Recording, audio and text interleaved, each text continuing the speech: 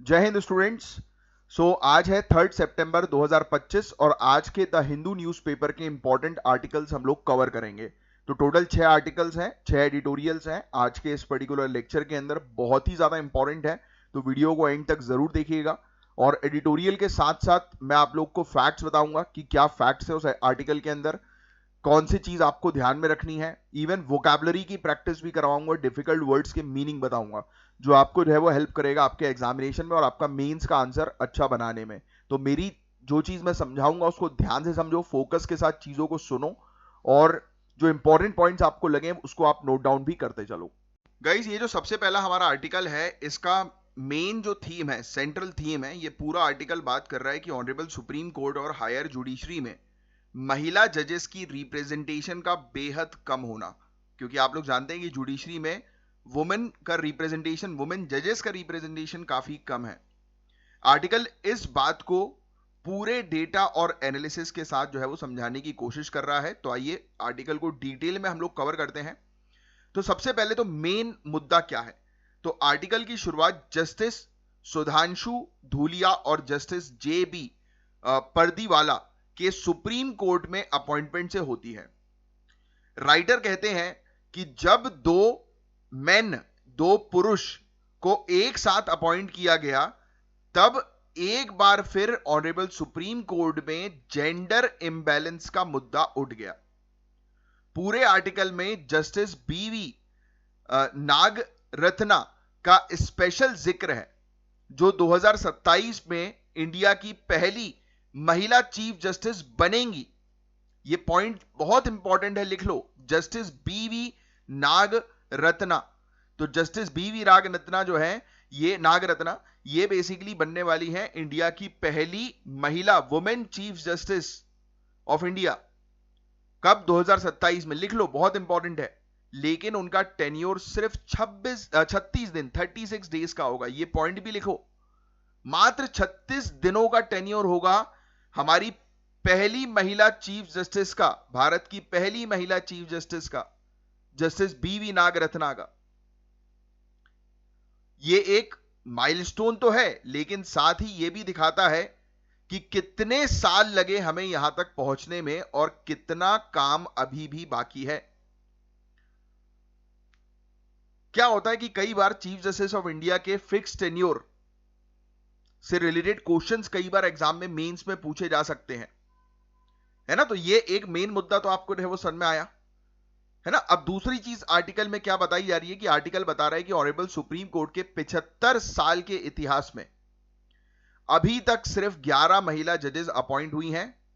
पहली वुमेन जज जो थी वो जस्टिस एम फातिमा बीवी थी। लिख लो, ये पॉइंट बहुत इंपॉर्टेंट है। पहली महिला जज जस्टिस एम फातिमा बीवी, 1989 में इनका अपॉइंटमेंट हुआ था। इसका मतलब है 39 ईयर्स तक जुडिशरी में कोई महिला जज नहीं थी। आर्टिकल हाई कोर्ट्स की भी बात करता है, जहां लगभग 14% जजेस ही महिलाएं हैं। कुछ हाई कोर्ट्स जैसे उत्तराखंड, त्रिपुरा, मेघालय, इनमें तो एक भी महिला जज नहीं है। सोचिए आप,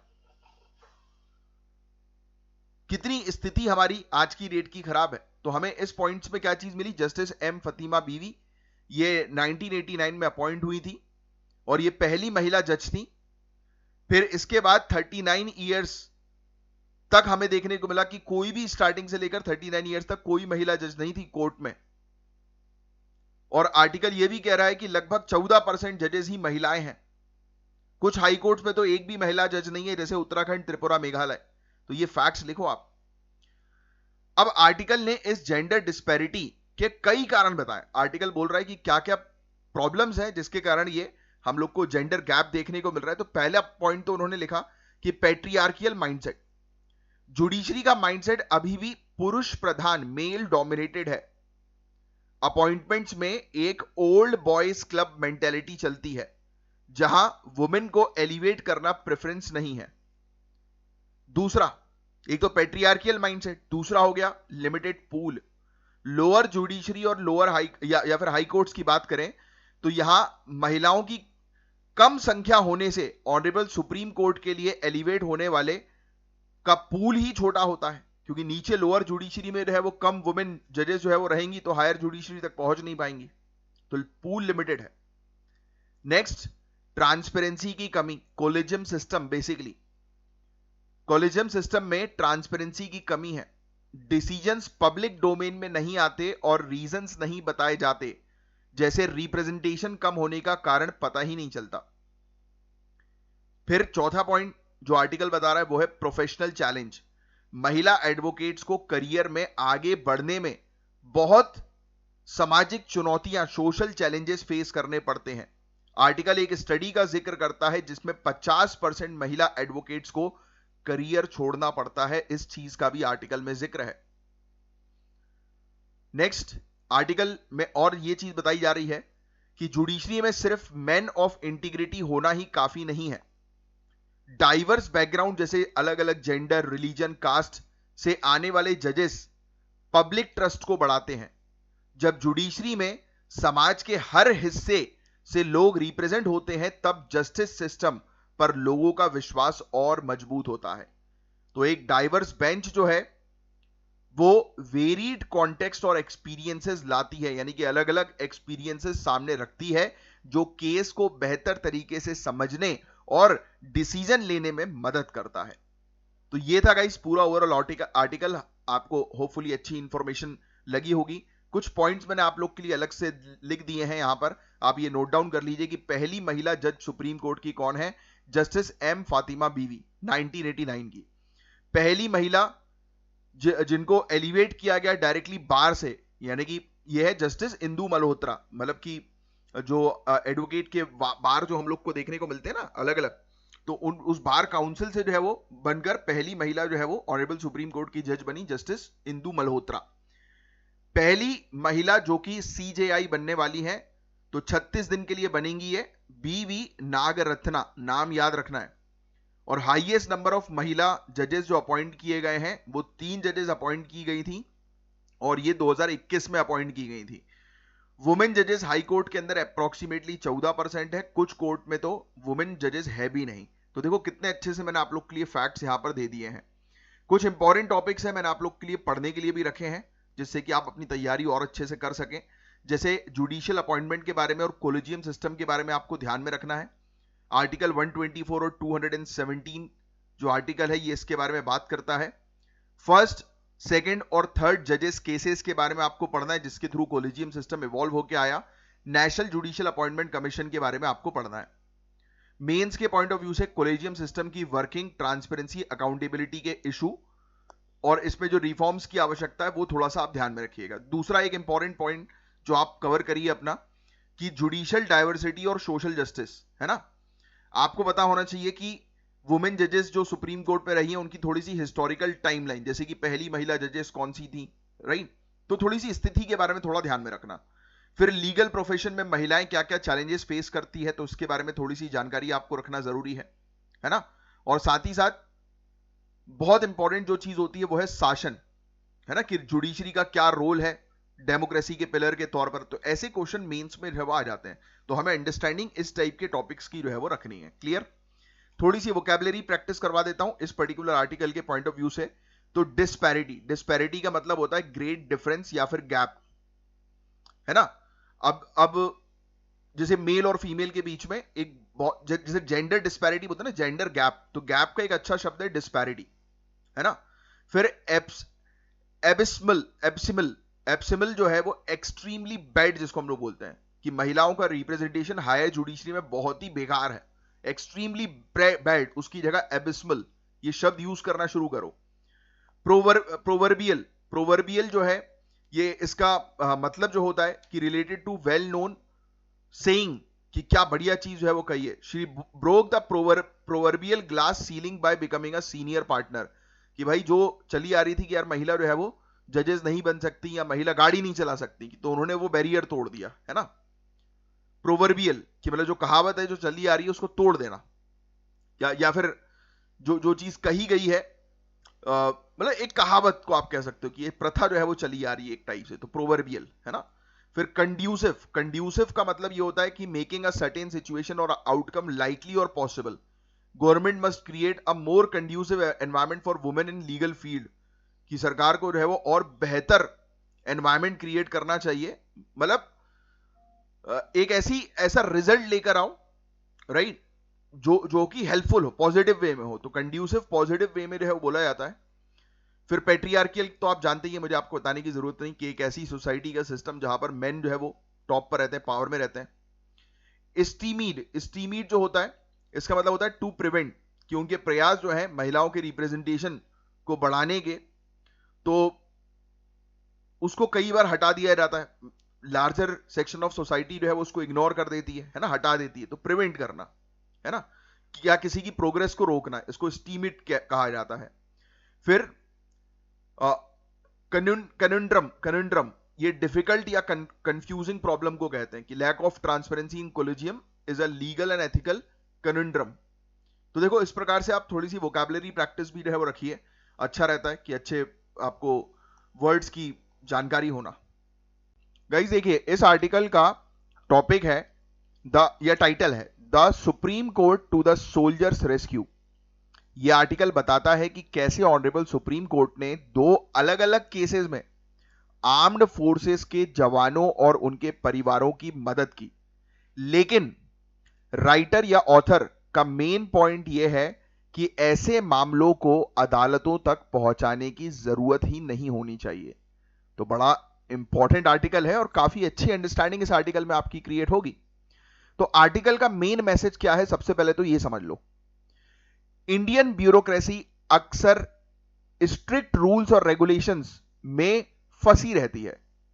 वो इंसानियत और एम्पैथी को भूल जाती है, खासकर जब मामला सोल्जर्स और उनके परिवारों का हो, जो देश की रक्षा में अपनी जान तक दे देते हैं।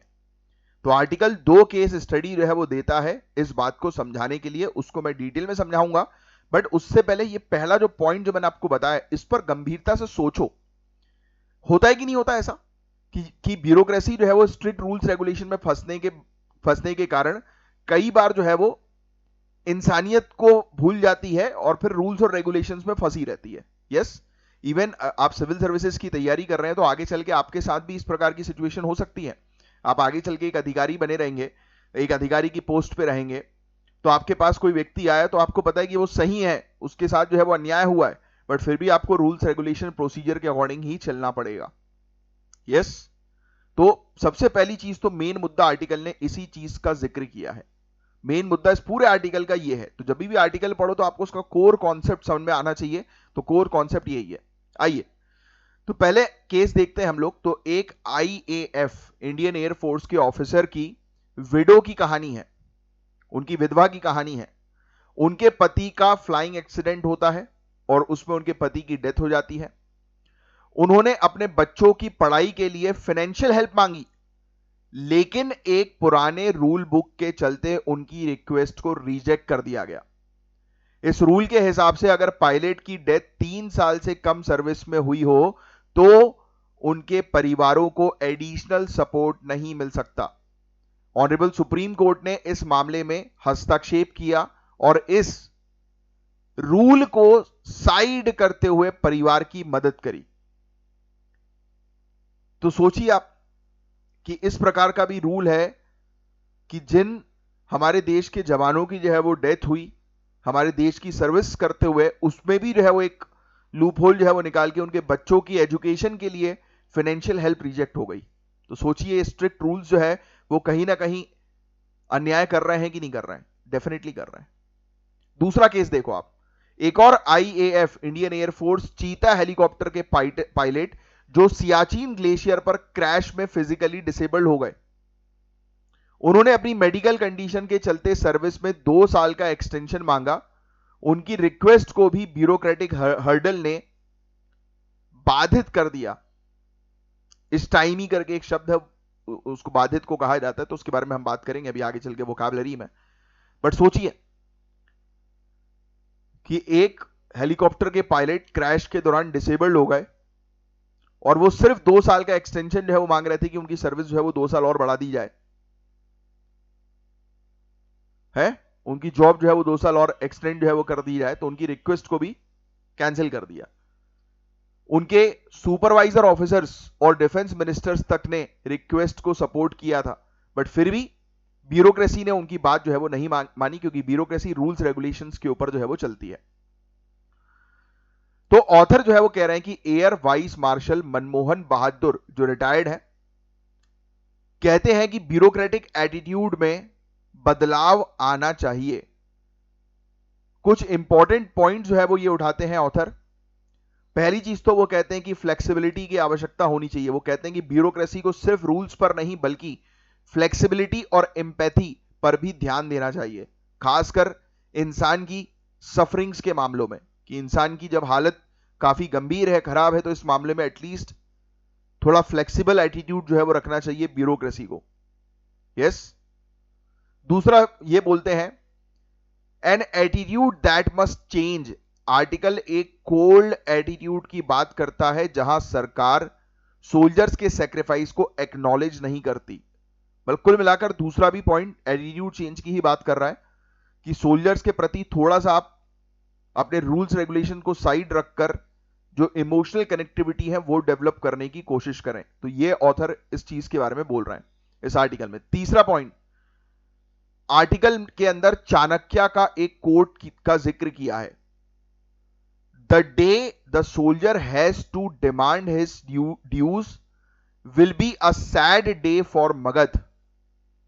For then, on that day, you will have lost all moral sanction to be king. इसका मतलब है जब एक सोल्जर को अपने हक के लिए लड़ाई लड़नी पड़े, हक मांगना पड़े, तो वो देश के लिए एक शर्म की बात है। तो ये चाणक्य ने इस चीज का जिक्र जो है वो किया था।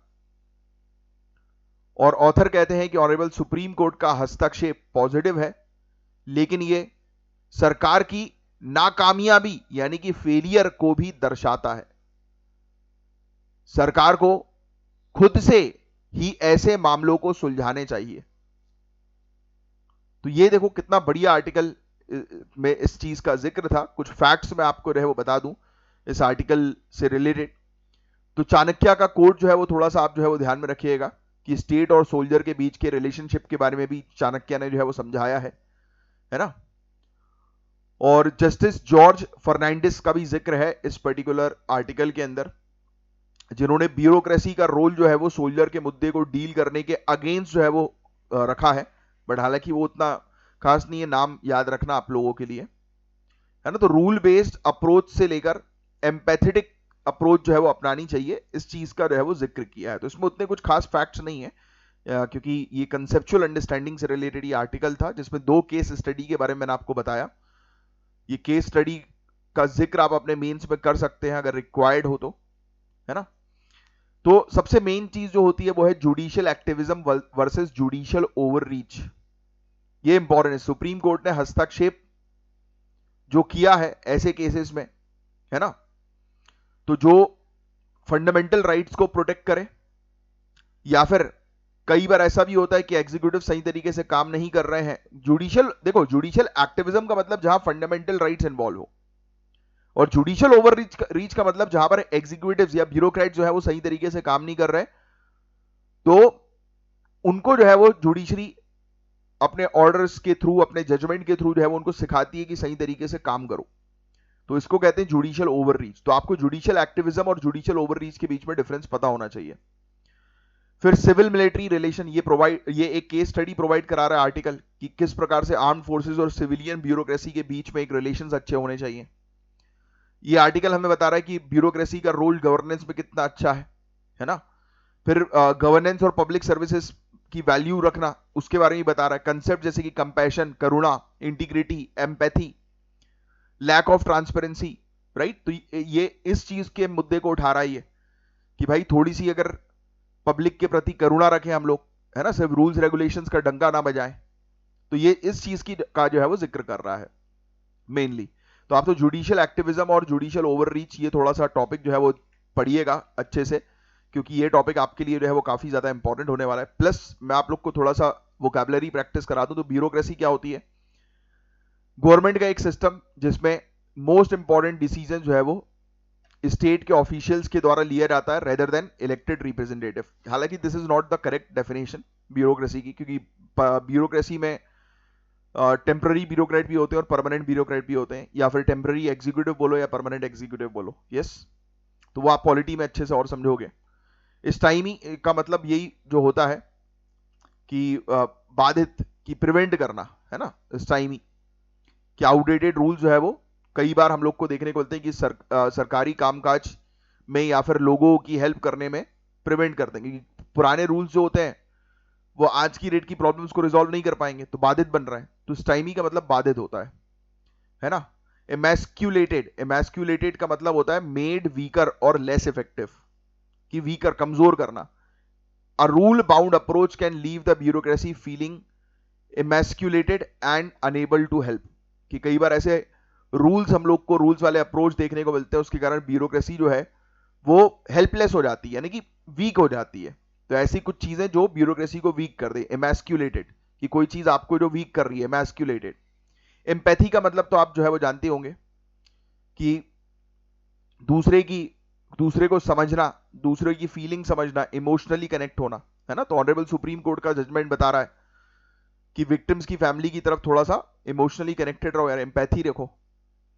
फिर एडेग, एडेग का मतलब जो हम लोग को देखने को मिलता है, ये शॉर्ट स्टेटमेंट होता है जिसमें एक जनरल ट्रुथ को एक्सप्रेस किया जाता है। The timeless adage about a king and his soldiers holds a true even today, यानी कि एडेज कि ऐसा कोई स्टेटमेंट कि भाई सही है, ये हमेशा से चला आ रहा है। वो बोलते हैं ना कि राजा को अपनी प्रजा का ख्याल जो है वो रखना जरूरी है, तो ये स्टेटमेंट बिल्कुल ट्रू है, जनरल ट्रूथ स्टेटमेंट। फिर एडॉन, एडॉन का मतलब टू मेक मोर अट्रैक्टिव, तो जज, और या ब्यूटीफुल, तो जज का रोल जो है लीगल सिस्टम को और बेहतर बनाना, अट्रैक्टिव बनाना, जिसमें फेयरनेस और कंपैशन हो, है ना। तो ये था गाइस पूरा ओवरऑल आर्टिकल, होपफुली आपको अच्छे से समझ में आया होगा। अब आइए इस आर्टिकल का मेन मुद्दा समझते हैं। इंडिया की फॉरेन पॉलिसी में एक क्लियर शिफ्ट, स्पेशली चाइना के साथ रिलेशनशिप में। यह शिफ्ट संघाई कॉपरेशन ऑर्गेनाइजेशन समिट के दौरान ऑनरेबल प्राइम मिनिस्टर मोदी के एक्शंस और स्टेटमेंट से साफ दिख गया। आर्टिकल बताता है कि honourable prime minister Modi ji ने शंघाई कॉपरेशन ऑर्गेनाइजेशन समिट के लिए चाइना विजिट करने का डिसीजन लिया, जो गलवान मिलिट्री स्टैंड ऑफ के बाद पहली बार था। इस विजिट से एक अनमिस्टेकेबल शिफ्ट दिखा, जहां लीडर्स ने टेंशन्स को कम करने पर ध्यान दिया। मीटिंग के बाद इंडिया और चाइना ने कई इंपॉर्टेंट मुद्दे पर सहमति भी प्रस्तुत करी, जैसे इनने बोला कि इंडिया और चाइना के बीच में जो बॉर्डर से रिलेटेड इश्यूज हैं उसको जल्दी रिजॉल्व करें। Direct flights India to China जो है वो शुरू की जाए।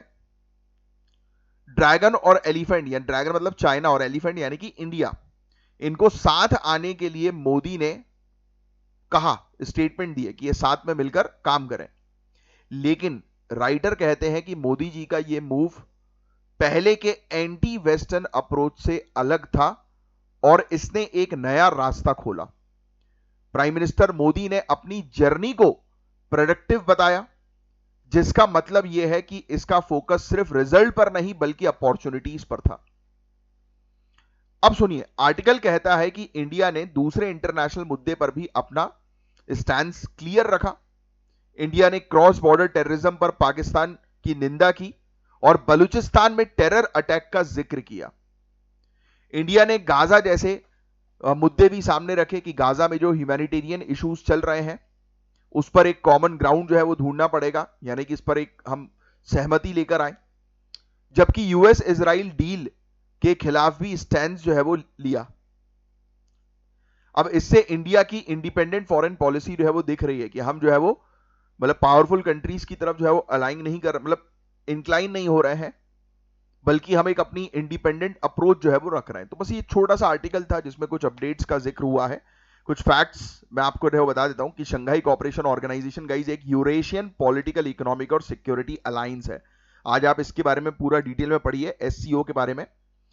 और आपको बता दें कि गलवान मिलिट्री स्टैंड ऑफ के बाद जो है ये पहली बार इस प्रकार की मीटिंग हम लोग को इंडिया और चाइना के बीच में देखने को मिली, और मोदी जी ने जो है वो ड्रैगन और and elephant to come together का जिक्र किया। तो ड्रैगन मतलब चाइना और एलिफेंट मतलब इंडिया। तो ये भी थोड़ा सा फैक्ट ध्यान में रखना, वैसे उतना कुछ खास इंपॉर्टेंट नहीं है। इंडिया चाइना रिलेशनशिप बहुत इंपॉर्टेंट होती है। इंडिया की फॉरेन पॉलिसीज थोड़ी सी इंपॉर्टेंट होती हैं, जैसे कि multi alignment versus non alignment, है ना, ये पॉलिसी भी हम लोग को देखने को मिलती है कि हम लोग जो है वो लोगों के साथ रिलेशंस बनाते हैं, अलाइन करते हैं या फिर नहीं करते हैं, राइट। तो अभी तो हम लोग अलाइन कर रहे हैं रिलेशनशिप। इसमें तो बस आप वोकैबुलरी की प्रैक्टिस देखो। अनमिस्टेकेबल का मतलब तो आप जानते ही हो कि इसका मतलब क्लियर होता है कि भाई ये चीज क्लियर है, लीडर की स्पीच जो है वो क्लियर मैसेज दे रही है कि उनका इंटेंशन क्या है, मतलब unmistakable message, clear. Bonhomie, sorry bonhomie, बॉन हॉमी का मतलब फ्रेंडली, है ना, फ्रेंडली।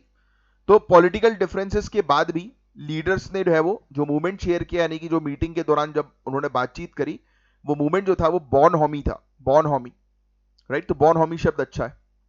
सैंक्शंस तो आप जानते ही, ऑफिशियल ऑर्डर्स या कानून होते हैं जो कि ट्रेड या कम्युनिकेशन करने से रोक लगाते हैं, और ये एज अ पनिशमेंट के तौर पर देखा जाता है। जैसे यूएसए जो है वो इकोनॉमिक सैंक्शन लगाता है कंट्रीज के ऊपर।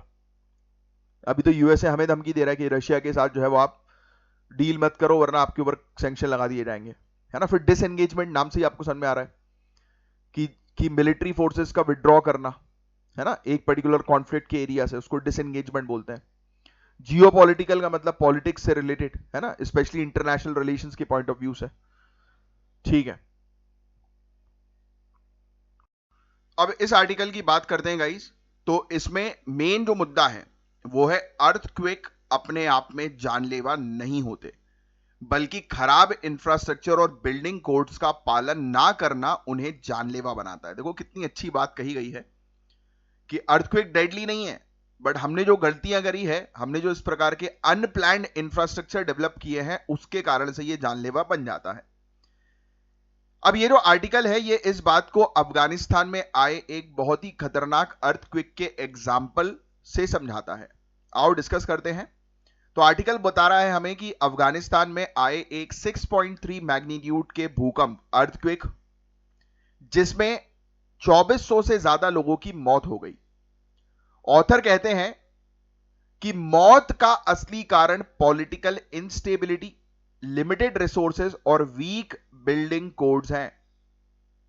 मतलब क्योंकि वहां पर शासन तो है नहीं, तालिबान रूल जो है वो चल रहा है, पर्याप्त संसाधन वहां पर अफगानिस्तान में अवेलेबल नहीं है, तो कहीं ना कहीं गवर्नेंस, शासन का मुद्दा है मेन, और पॉलिसी सही तरीके से नहीं बनाई गई, कोड्स जो है बिल्डिंग कोड्स वो प्रॉपर नहीं है। तो आर्टिकल बताता है कि अफगानिस्तान इंडिया और यूरोशियन टेक्टोनिक प्लेट्स के बीच पर है, जिससे ये एरिया अर्थक्वेक प्रोन है, और इसीलिए यहां पर बेहतर पॉलिसीज बनाने की आवश्यकता होती है।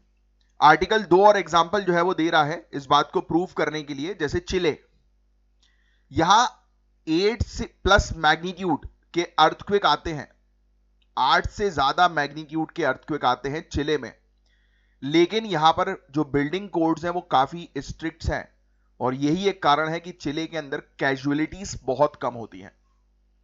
दिल्ली की बात करें, फरवरी में दिल्ली में 4 मैग्नीट्यूड का भूकंप आया, जिससे कोई नुकसान नहीं हुआ। तो ऑथर का कंक्लूजन यह है कि अगर सरकार बिल्डिंग कोड्स को सख्ती से लागू करे तो अर्थक्वेक के नुकसान को कम किया जा सकता है। कुछ फैक्ट्स ध्यान में रखिएगा, जो जैसे कि अफगानिस्तान, अफगानिस्तान इंडियन और यूरेशियन टेक्टोनिक प्लेट्स के बीच में है ना। और चिले, चिले कंट्री का एग्जांपल जो मैंने आपको बताया वो थोड़ा सा ध्यान में रखना, यहां पर इतने हाई मैग्नीट्यूड के अर्थक्वेक आने के बावजूद यहां पर कैजुअलिटीज नहीं होती है, बिकॉज स्ट्रिक्ट बिल्डिंग कोड्स यहां पर लागू किए जाते हैं। ठीक है, बस यही चीज थी। वोकैबुलरी में बस ध्यान में रखो, रबल, रबल का मतलब होता है रिमेन्स ऑफ बिल्डिंग्स। जब बिल्डिंग्स का मलबा जब बच जाता है ना, जब कोई बिल्डिंग डिस्ट्रॉय हो गई, डैमेज हो गई, तो जो बच गया खंडर, तो उसको रबल बोलेंगे हम लोग, मलबा। सेस्मिक का मतलब तो ये अर्थक्वेक से रिलेटेड जो भी चीज होती है उसको सेस्मिक बोलते हैं, सेस्मिक वेव्स रिलीज होती है ना। डिवास्टेटेड का मतलब आपको ऑलरेडी पता है कि सीवियर डैमेज या डिस्ट्रक्शन होना, है ना। एट्रीब्यूटेबल, इसका मतलब होता है कि किसी चीज से कनेक्टेड, किसी चीज से एट्रीब्यूटेड है, कनेक्टेड है। कंड्यूसिव, इसका मतलब ये होता है कि वही मैंने भी आपको लास्ट लेक्चर मतलब प्रीवियस अपने आर्टिकल्स में भी डिस्कस किया कंड्यूसिव के बारे में, तो पॉसिबल बनाना किसी चीज को, है ना, कंड्यूसिव। तो बस ये चीज हम लोग को है वो देखने को मिल रही है, दैट्स इट। अब इस आर्टिकल की बात करें तो इसका मेन फोकस है सिकल सेल डिजीज और उससे रिलेटेड डिसेबिलिटी जस्टिस पर। ऑथर बताते हैं कि कैसे सिकल सेल डिजीज एक पेनफुल और क्रॉनिक बीमारी जो इंसान की लाइफ की क्वालिटी को बुरी तरह से अफेक्ट करती है। इस बीमारी को right of person with disability act 2016 में शामिल किया गया है ताकि इससे पीड़ित लोगों को बेनिफिट मिल सके। आर्टिकल कहता है कि सिकल सेल डिजीज के पेशेंट्स को मेडिकल चैलेंजेस के अलावा सोशल डिस्क्रिमिनेशन, सामाजिक भेदभाव भी झेलना पड़ता है। उन्हें एम्प्लॉयमेंट, एजुकेशन और सोशल लाइफ में दिक्कत आती है। Rights of person with disability act 2016 जो है, इसका मुख्य उद्देश्य यही है कि ऐसे लोगों को इक्वलिटी और नॉन डिस्क्रिमिनेशन का हक मिले, कि समानता मिले, इनके साथ भेदभाव ना हो। लेकिन आर्टिकल यह भी बताता है कि सिर्फ कानून बनाना काफी नहीं है। एक बड़ी चुनौती यह भी है कि डिसेबिलिटी को सर्टिफाई करने का प्रोसेस बहुत कॉम्प्लेक्स है।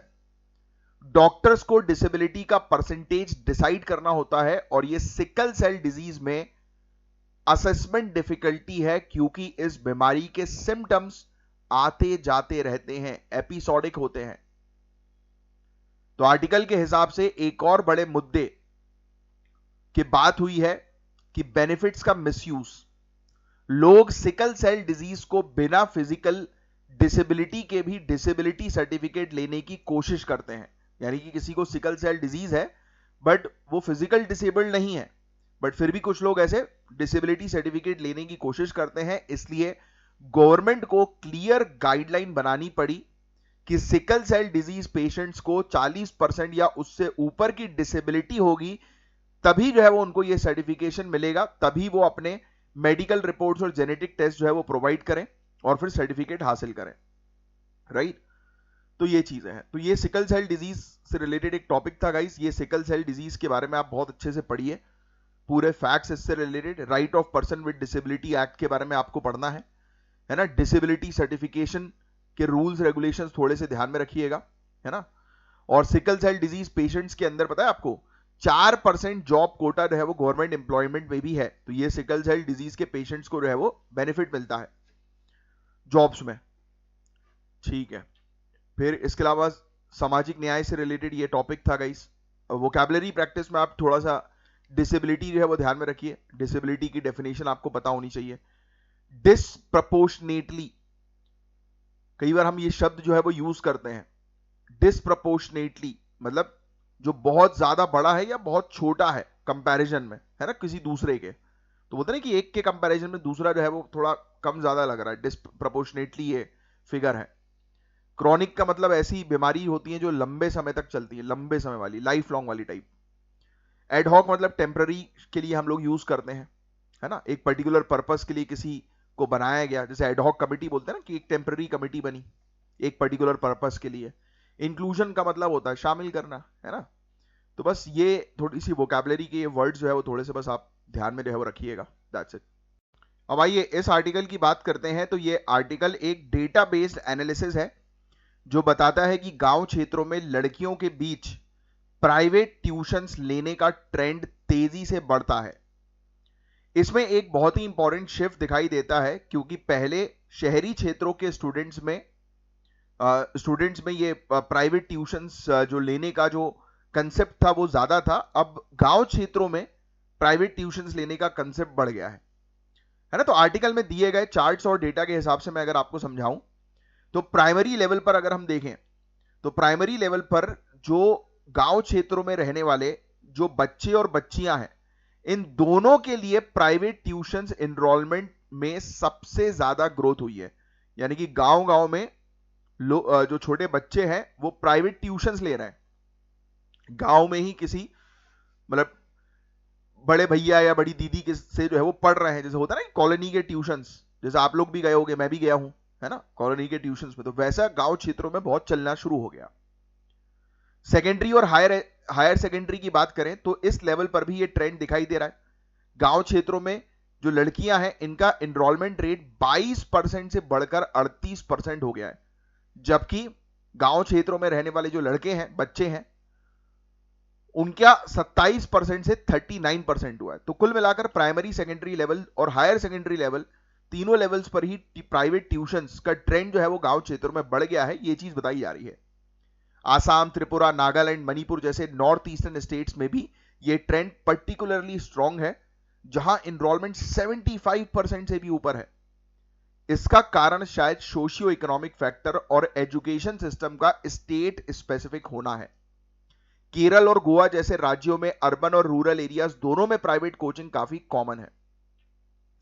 तो आर्टिकल में एक और इंपॉर्टेंट पॉइंट बताया गया है कि मेडिकल और इंजीनियरिंग एंट्रेंस एग्जाम के लिए प्राइवेट कोचिंग गांव क्षेत्रों के स्टूडेंट्स के लिए अभी भी चैलेंजिंग है, क्योंकि वहां पर अच्छी पढ़ाई नहीं, अच्छी कोचिंग नहीं है ना मेडिकल और इंजीनियरिंग के लिए प्राइवेट कोचिंग्स।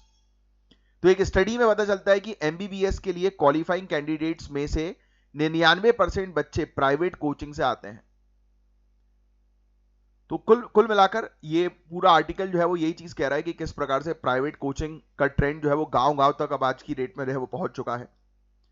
तो डेटा जो है वो कॉम्प्रिहेंसिव मॉड्यूलर सर्वे एजुकेशन 2025 के ऊपर आधारित था और all India survey on higher education के डेटा के ऊपर आधारित था।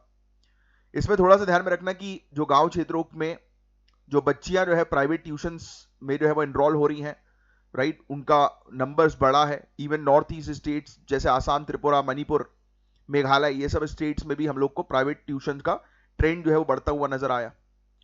बस ये चीज बस ध्यान में रखो, बाकी और कुछ नहीं है इस टॉपिक के अंदर। इनरोलमेंट क्या होता है कि जितने the number of people registered for a course और ग्रुप, किसी किसी कोर्स में आप एनरोल हुए तो उसको बोलते हैं ना इनरोलमेंट। परसिस्ट का मतलब जो है वो होता है to continue firmly in an opinion और course of action in spite of difficulty, difficult होने के बावजूद, प्रॉब्लम्स होने के बावजूद आपने अपनी पढ़ाई नहीं छोड़ी, परसिस्टेंट रहे हो आप, है ना, ये चीज इसको बोलते हैं परसिस्ट। डिस्पैरिटीज मतलब असमानता होता है, गैप होता है, डिफरेंसेस होते हैं, है ना। क्रॉनिक का मैंने आपको बता ही दिया था, लॉन्ग लॉन्ग लास्टिंग डिजीज या कंडीशन हम लोग को देखने को मिलता है। एल्यूसिव, एल्यूसिव मतलब डिफिकल्ट टू फाइंड, किसी चीज को याद करना, अचीव करना डिफिकल्ट जो होता है उसको एल्यूसिव जो है वो कहा जाता है। That's it. तो बस गाइज यही बेसिकली आज का लास्ट आर्टिकल था हमारा, और अब साइन ऑफ करता हूं मैं। मिलूंगा आपसे नेक्स्ट आर्टिकल, मतलब नेक्स्ट लेक्चर्स में। तब तक लिए bye, take care, have a great day ahead. जय हिंद, जय श्री महाकाल।